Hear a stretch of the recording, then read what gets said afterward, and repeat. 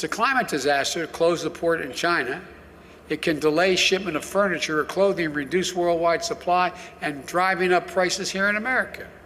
And the irony is people have more money now because of the first major piece of legislation I passed. You all got checks for $1,400. You got checks for a whole range of things.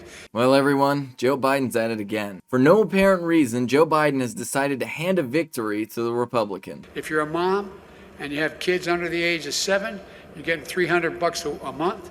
And if it's over 7 to 17, you're getting $360 a month, like wealthy people used to do when they get back tax returns. It changes people's lives. But what happens if there's nothing to buy, you got more money, you compete for getting it there, it creates a real problem. So on the one hand, we're facing new disruptions to our supplies.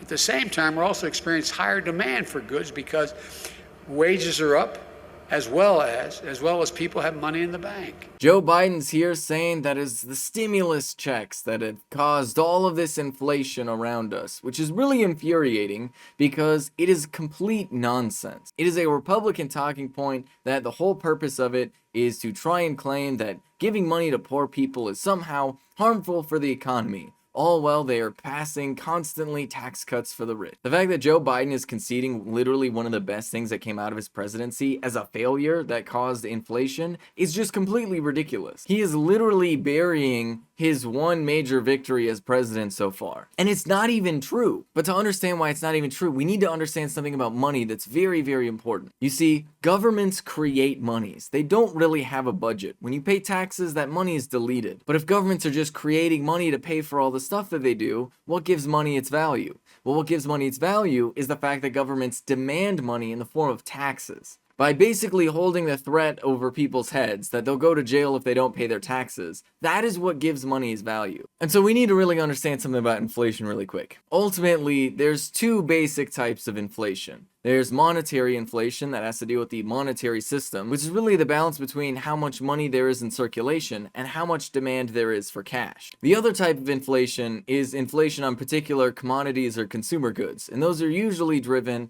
by specific supply line crunches or shortages. You know, like the supply line shortage that Joe Biden just spent 20 minutes talking about and completely ignored in this discussion apparently about inflation, choosing instead to blame something good that his administration did. But so how does normal inflation work? Well, normal inflation is pretty simple. What happens is when you don't charge rich people enough money in taxes, well then those rich people turn around and have to find other things to do with their money. They find alternatives to cash that lower the demand for cash in the aggregate. That lowers the value of money itself by comparison to other things, one of those primary other things being stocks. When you give poor people money, poor people have a pretty high demand for cash. So when they get that cash, they're going to go and spend it. When they spend that money, that creates demand for productive labor. You know, when you buy something at the grocery store, somebody had to make that, somebody had to put it on a shelf, and your dollars pay for that to happen. When some rich guy buys stocks, that just devalues money because it increases the demand for stocks relative to dollars, and it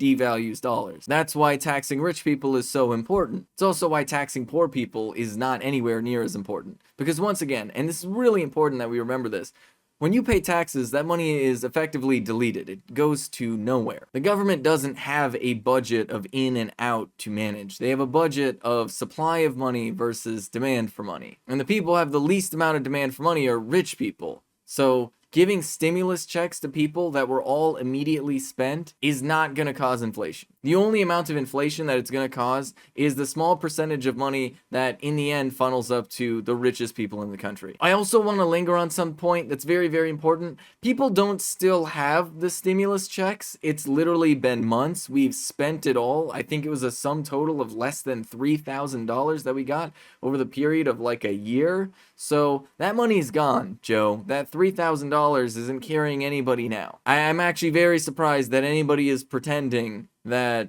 the stimulus checks are still floating around in people's bank accounts. I mean, seriously, how do rich people think normal people live their lives? You know, rent costs at a minimum like $1,000, right?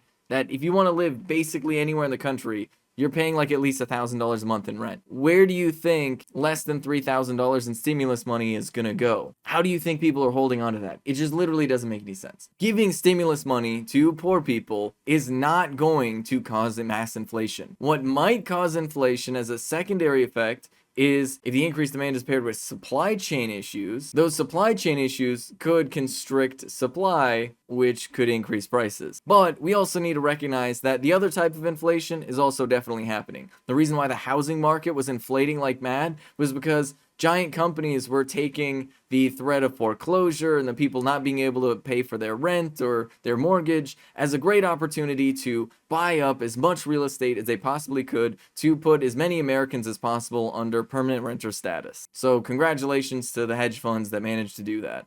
Very proud of you. But that is what caused the inflation in the housing market. And a lot of what's happening with consumer products is also effectively the same thing, where because other consumer products are increasing, companies think that they can get away with increasing their prices too, and they can just put the squeeze on people. Because we also need to remember something.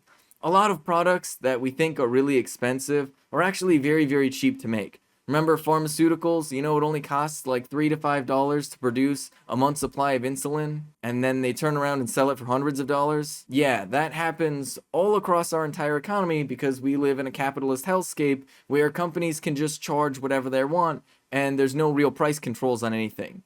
So a lot of inflation that's happening is literally just business owners thinking they can get away with a higher price and not really driven by any fundamental characteristic of the money supply or even the supply chain issues. So there's a ton of different things happening. But what isn't happening is the stimulus checks causing inflation.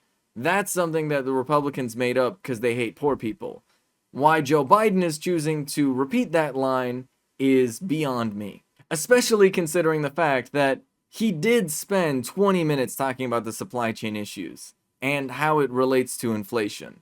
There was literally no reason to bring up the stimulus checks. This is Ben Carollo with Rebel Headquarters. You can catch my show Galaxy Brain on the Young Turks Twitch channel every Friday at 4 p.m. Eastern Time. You can follow me on Twitter if you want to stay up to date with my content.